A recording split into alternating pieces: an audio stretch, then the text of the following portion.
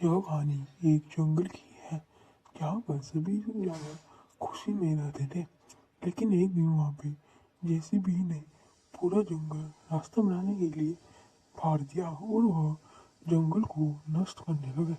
और जब यह जंगल के राजा शेर को पता चला तो शेर जेसीबी को रोकने के लिए जानवरों को बोलने गया। लेकिन जब तक शेर आया तो जेसीबी वाले वहाँ पे जेसीबी खड़ा करके वो चले गए। जानवरों ने सोचा कि जेसीबी चली गई है, लेकिन कुछ देर बाद जेसीबी का मालिक वापस आया और जंगल में जाने लगा और उसने वापस से वहाँ पे खादा खोदने लगे, जिससे वहाँ पे बहुत गहराई का खादा हो गया। और जब ये न्यूज़ वालों को पता चला तो उन्होंने यह टीवी में पा दिया और लोग थोड़ी देर बाद जेसीबी को रोकने के लिए जंगल में आ गए। ट्रैक्टर वाले को भी लोगों ने रोक दिया और जब यह सब ट्रक वाले को पता चला तो ट्रक वाला बीच ही रास्ते से वापस शहर की ओर चलने लगा। लेकिन उसका ट्रक बीच बीच में फंस गया था, लेकिन वह वहाँ से चला गया। और जब जेसीबी निकलने वाली हुई तो जेसीबी बीच रास्ते में फंस गई। और जब वो भागने वाला हुआ तो आदमी ने उसको पकड़ लिया और उसकी जेसीबी को वापस जाने को कहा और वहाँ से जेसीबी वाले ने अपनी जेसीबी वापस ले गया।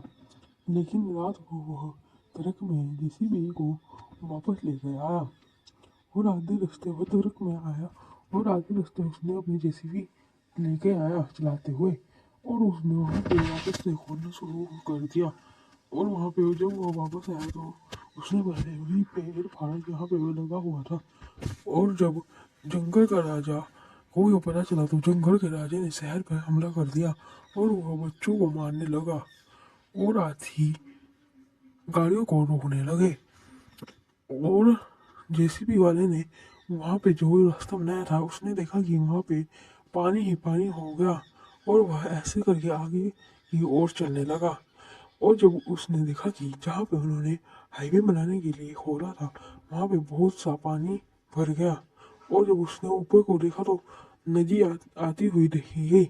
और जब वह भागने वाला हुआ तो वह नदी की चपेट में आ गया और उसकी सावर बह गई। लेकिन जब वो दूसरी सावन आई और उसने और फाड़ना शुरू कर दिया, उसने वहाँ से सारा वो खत्म कर दिया।